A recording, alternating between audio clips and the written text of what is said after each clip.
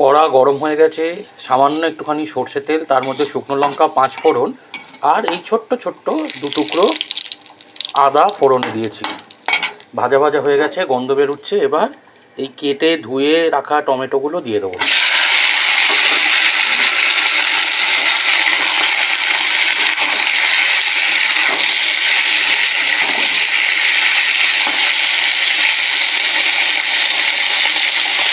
একটু নাড়াচাড়া করে এবার কিছু মশলাপাতি দেবো। কী দিই দেখো, মশলাপাতি বলতে দিলাম অল্প একটু নুন আর একটু হলুদ, একটু কাশ্মীরি লঙ্কা গুঁড়ো দিতে পারলে ভালো হতো, খুবই ভালো হতো, কিন্তু কাশ্মীরি লঙ্কার গুঁড়োটা নেই। তোমরা চাইলে দিওই, ভালো হবে, বেশ সুন্দর লাল লাল রং হবে। নুন হলুদটা দিয়ে এই টমেটোটাকে বেশ ভালো করে নাড়াচাড়া করে নেব। এতে টমেটোর কাঁচা গন্ধ, হলুদের কাঁচা গন্ধ দুটোই কেটে যাবে। একটু ধোয়া উঠছে, ভাপ উঠছে, তার জন্য হয়তো একটু এই পর্যায়ে ঝাপসা লাগবে। এই দেখো এখন ক্লিয়ার হয়েছে। ভালো করে নাড়াচাড়া করব, সাঁতলে নেব, টমেটোটা মজেও যাবে, কাঁচা গন্ধ চলে যাবে, হলুদেরও কাঁচা গন্ধটা চলে যাবে। টমেটোর কাঁচা গন্ধটা কিন্তু একদম চলে গেছে, টমেটোটাও অনেকখানি গলে গেছে। এই পর্যায়ে এই যে এইখানে রেখেছি গুড়ের বাতাসা, ঠিক আছে, এবার এইটা দিয়ে দেবো। আমার কাছে এই পুজোর বাতাসা, গুড়ের বাতাসা রয়েছে, আমি এটা দিচ্ছি। তোমরা চিনি দিয়ে করতে পারো, মানে চাটনির মিষ্টি তোমরা যেটা ইচ্ছে সেটাই দিতে পারো, গুড়ও দিতে পারো, চিনিও দিতে পারো, মিশ্রি দিতে পারো। আমার কাছে বাতাসাটা রয়েছে, আমি বাতাসাটা গতি করে দিচ্ছি আর কি। এই এতটা দিলাম, জল দেব না, এই বাতাসাটাই গলবে, গলে টমেটোটা সেদ্ধ হবে, চাটনিটা তৈরি হবে। তারপর শেষকালে একটু চেখে দেখব, যদি মিষ্টির প্রয়োজন আর একটু হয় তাহলে আরও একটু দেব। আর টকটাও একটুখানি দেখতে হবে, যে টমেটোর যদি পর্যাপ্ত পরিমাণে টক না থাকে, চাটনি তো একটু টক মিষ্টি একটু নুন এসব মিশিয়েই ভালো লাগে। যদি মনে হয় যে টমেটোর টকটা পর্যাপ্ত নয়, তাহলে সেক্ষেত্রে একটু পাতিলেবুর রস কিংবা 1-2 চামচ ভিনিগার দিলেই ব্যাপারটা ম্যানেজ হয়ে যাবে টকটা।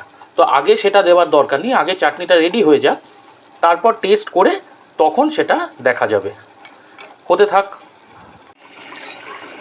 সুন্দর হয়েছে, দেখো যেই বাতাসাটা গলে গেছে, রঙটাও কি সুন্দর লালচে হয়ে গেছে, আর কতটা রস হয়ে গেল বাতাসাটা গলে।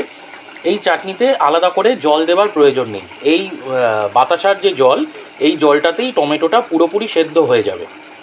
জল দিলে সেটা একটু স্বাদটা পাঞ্চা পাঞ্চা মতো হয়ে যায়। এখানে একটু কাজু কিশমিশ খেজুর আমসত্ত্ব সবই দেওয়া যায়, যত গুড় ঢালবে তত মিষ্টি হবে। ওই যে বলেছিলাম, রোজকার রান্না সাধারণভাবে কিভাবে করা যায় সেটাই আমি আমার চ্যানেলে দেখাবো দেবার ভোগে। ভালো রান্না, পোশাকি রান্না তো তোমরা অনেক দেখতে পাবে। যারা নতুন রান্না করতে শুরু করো কিংবা সংসারের টানাপোড়েনের মধ্যে মাঝে মাঝে খেয়েই হারিয়ে যায়, বুঝে উঠতে পারা যায় না যে কোথা থেকে শুরু করব, কোথায় শেষ করব, কিভাবে করব। এরকম নানান রকমভাবে উদরপিণ্ডি গুদর ঘাড়ে দিয়ে এটার সাথে ওটা ম্যানেজ করে করা যায়। ঠিক আছে, কাজু কিশমিশ নেই, খেজুর আমসত্ত্ব নেই, একটা পোশাকি রান্নার ভিডিও দেখে সেই রান্নাটা করতে গেলে তার যা জোগাড় করতে লাগে, তাতে 2 দিন সংসার চলে যাবে আমাদের গরিব সাধারণ মধ্যবিত্তে। তো সেই কারণেই সাধারণ একটা টমেটোর চাটনি খেতে কিন্তু খারাপ হয় না বাপু, বিশ্বাস করো। চমৎকার স্বাদ হয়েছে, দেখতেও খুব সুন্দর হয়েছে। নতুন করে টক মিষ্টি নুন কিছুই দিতে হবে না, একদম পারফেক্ট। নামিয়ে দেবো, গ্যাস বন্ধ করলাম, ঢেলে নেব। আর একটা কথা বলে রাখি, এই নামানোর আগে তোমরা যদি চাও এখানে একটা ভাজা মশলা দিতে পারো। একটু সাদা জিরে আর একটু মৌরি শুকনো খোলায় ভেজে নিয়ে সেটাকে গুঁড়ো করে ওপর থেকে ছড়িয়ে দিলে খুব সুন্দর একটা গন্ধ হয়, স্বাদ গন্ধ দুটোই ভালো হয়। আমি এই পর্যাতেই রাখছি। ফোড়নেও সর্ষে শুকনো লঙ্কা দিতে পারো, আমি যেরকম আজকে 5 ফোড়ন দিয়েছি। চাটনির ফোড়নে সর্ষে, কালো সর্ষে আর শুকনো লঙ্কার ফোড়নও যায়, খুব ভালো লাগে খেতে। তো আজকে এই অবধিই হলো এই রেসিপিটা। তোমরা দেখে ফলো করে বানিও, আমি গ্যারান্টি দিচ্ছি, প্রমাণিত সত্য, স্বাদ ভালোই হয়, মোটেই খারাপ হবে না। কাউকে খাওয়ালে সে তোমার নিন্দে করবে না।